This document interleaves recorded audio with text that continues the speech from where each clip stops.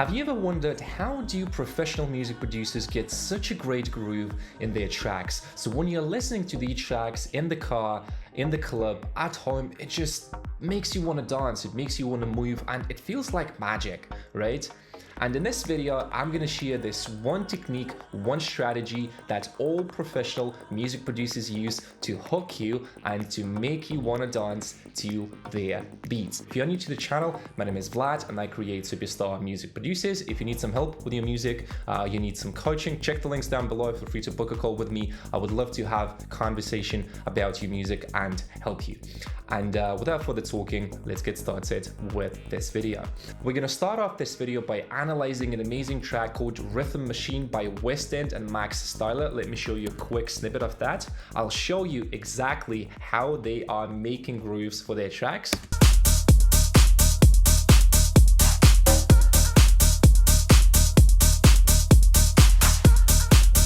So pay attention to the bass. So the bass goes tukka tukka tukka tukka tukka tukka, and then have the vocal as well, which kind of repeats the same pattern that they have. Like there's the downbeat and the upbeat, and by doing like it compensates the energy. It creates that nice contrast, right? So we have the tukka tukka bass and then tukun kind of vocal, and that's one of the most important things that I want you to understand, right? I love addiction, my intuition. A real sensation, an activation. Right, you see how it goes like tukka tukka, and then the vocal just repeats the same rhythm. So everything in this track is working for the same rhythm and for the same groove. That's the key concept that I want you to understand, and that's the key concept that I'm going to teach you in this video. An activation. And then didn't, it's like a call and response. So that's the thing. I don't want to focus like for too long because I'm going to give you all this in the tutorial. So that's it with the first track breakdown. And now let's talk about the key concepts that I'm going to teach you in this video. All right, let's talk about the first thing, and this is going to be the key concept that I want you all to understand. So understanding energy flow in the track. So look at this diagram. Generally, there are two types of energy / beat in the track. Downbeat, which is strong, right, when the kick hits, for example, and offbeat, when we have the open hi-hat or closed hi-hat, what have you. By analyzing and understanding how energy goes in your track, you can create better grooves. So let's go back to the project and I will show you exactly what is happening in every single loop.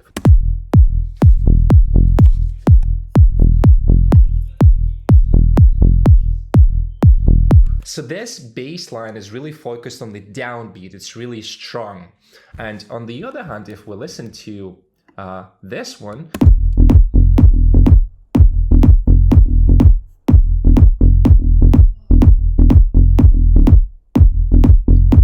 it's very, very different. And this is what we have to understand. Every single track will be super different in that sense. So sometimes you will have like a more downbeat focused bass, and sometimes you will have variation, right? So let's go back. The next important note when it comes to the groove is I base all of my instruments off the bass, but if you have leads or other sounds that create the main rhythm and energy in the track, feel free to use that. I'm like, the way that I usually start a track is usually like, it's going to be kick, bass, drums. That's my starting point. If you start with the lead, cool, just do that. But it's important to understand what's the main element and what energy we are trying to follow, right? Because there's going to be only one main groove in the track. Okay, let's talk about the theory. How to use this concept. I really recommend watching a couple of my other videos that I will link here about automation and some other videos. But to keep it short, sound waves are physical. Ideally, you want to have all instruments working for the same groove, so you don't fight against the groove. LOL. Right, so on this diagram, you can see we have the bass, which goes like this. Again, just a visual representation. And I'm trying to make all the elements go together, right? So it should be like bass lead, bass plug, bass pad. It should go in one direction. So in this example, I want to show you this.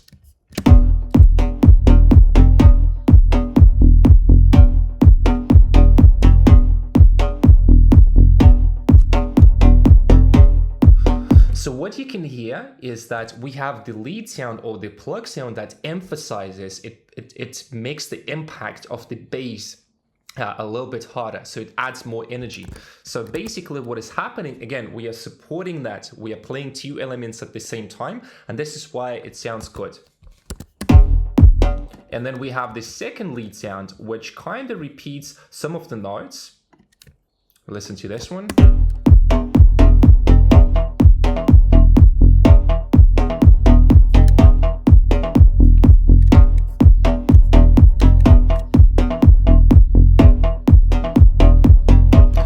Even though that sometimes this lead sound clashes with the first lead sound, it still sounds pretty good, right? So it's going to be compromised sometimes. Let's go to the next slide.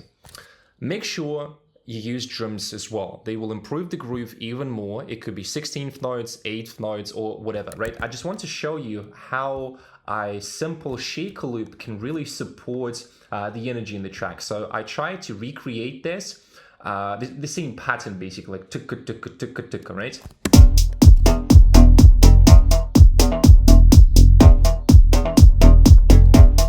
Now with the hi-hats and the claps.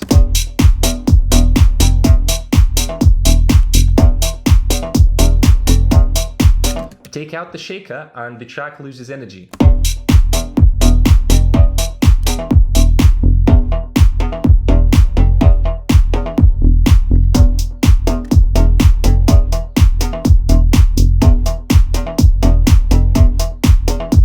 See ticka ticka ticka ticka ticka ticka. That's what I want you to understand, really. So let's go to the next slide.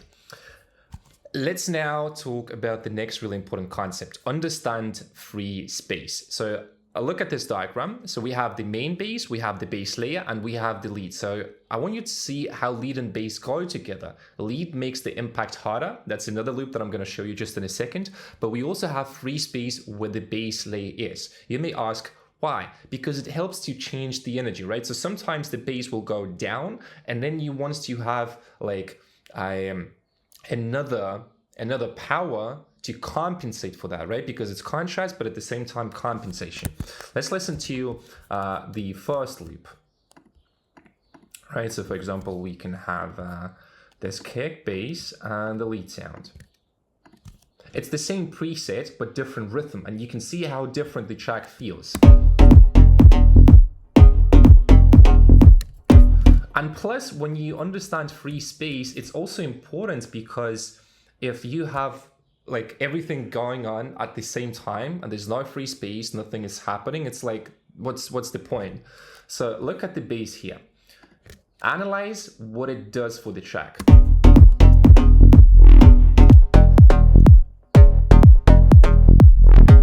Right, you can see it's wow. It like captures your attention and it creates like this another force of the energy, like which is contrary to the first one, right? That's what I'm also trying to do here. So free space is also something really, really important because again, if we go back to this loop, we have the arpeggio. I intentionally made it like super busy. So now like we have everything playing at the same time. Everything goes on at the same time. So just check this again. And it just like, it doesn't sound good. It doesn't sound good. And that's the problem that I had a lot with my tracks.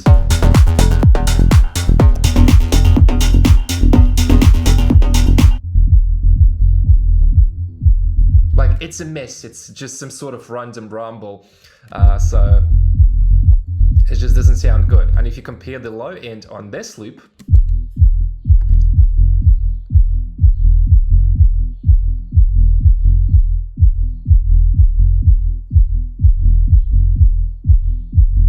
it's really on point. It's really like, I don't want to say flat, but like really stable, really balanced, just like one energy that is going in the track, right? So I hope that it makes sense. Understand that free space is really, really important and you do not want to fill all your track, like the whole arrangement with like all the sounds playing at the same time, right?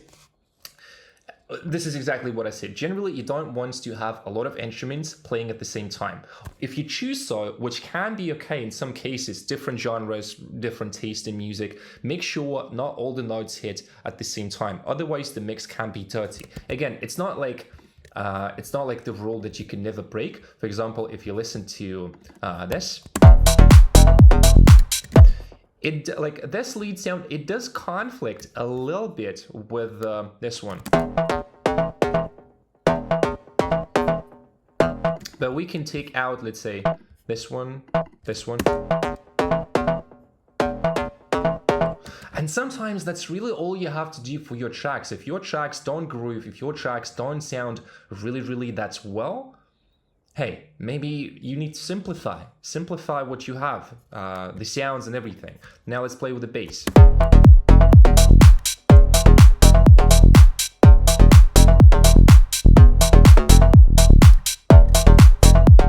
Now compared to this one, you see how much more simple this is, right?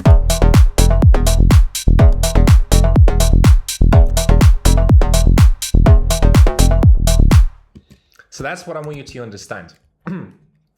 Sometimes it's going to be a compromise. So it's like, again, just to summarize, you don't always have to have like a super clean mix, like nothing is conflicting. It's okay to have something like this, where they don't really play together at the same time, but they are pretty close. Again, listen, be critical to your music, see what works, see what's not working, and that's it. Okay, what next? No mix is going to be perfect. As I just said, you can now like look visually. So see how I did the second lead? It doesn't overlap with the other notes. When you use this approach, your mixes will be much cleaner because everything is minimal, and you want to try to put everything in the way that like it works with one groove. That's like the number one thing. But again, don't be hard, and have fun with it.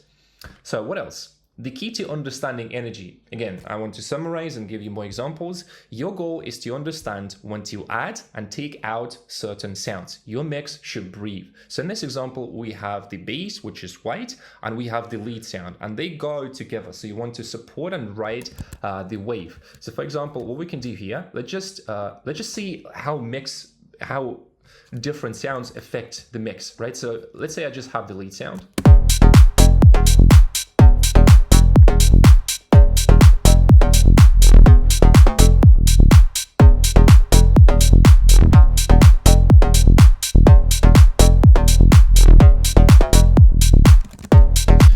It sounds pretty okay, but there's a little bit more space that we can utilize. So let's add that second lead sound.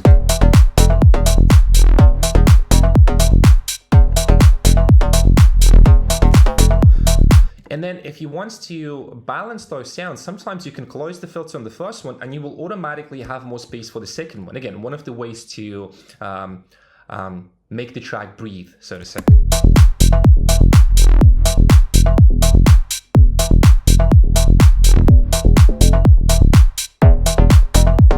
And that like gives you an instant effect. And the same thing we can do on this one, right?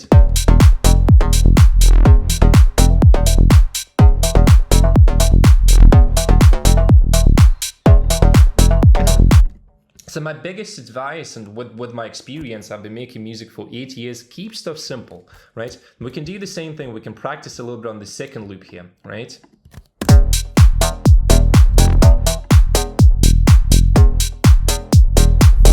See how this bass doesn't make a lot of sense because it's busy, but if you free this up, if you make this like this,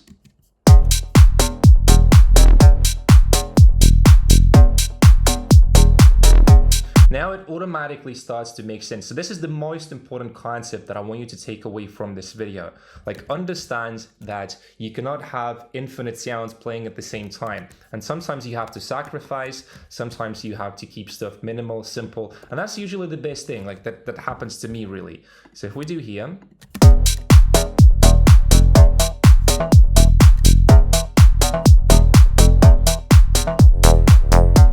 sounds pretty good. I think I like this lead a little bit more.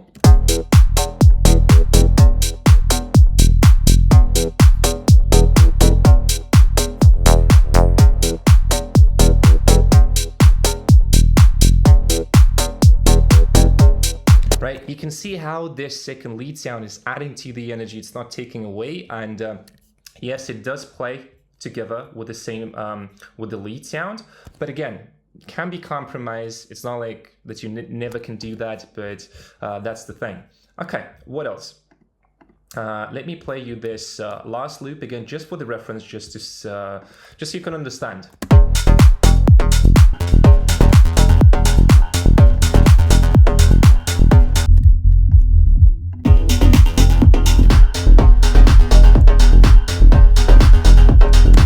It's a mess. It's a mess. And a lot of times that happens to my tracks, and this is something that you should be aware of. All right, and now let's summarize everything that we talked about in this video. So the key takeaway number one, there are two types of energy, up and down.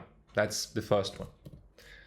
Different patterns have different groove depending on if they have more up or down energy. Again, just gonna play this for you one more time so you can feel the difference. So this is the bass number one.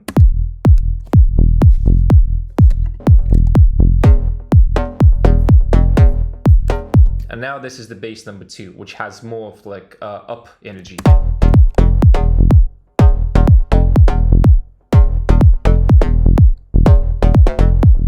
Number three, understand free space, because free space is very, very important. If you have all the sounds playing together in your track all the time, just not going to be interesting. So make sure that you have some contrast. Some parts of the track will be more busy, some parts of the track will be a little bit more minimal, but generally have free space so you can do call and response, and so you can really, have fun and play with your elements. And number four, minimalism is key. Space out your instruments. Try to avoid having multiple sounds playing at the same time. So what I would do is try to focus on the groove instead. Understand what are the main elements, what elements make the most sense, and based off that, you can make your track.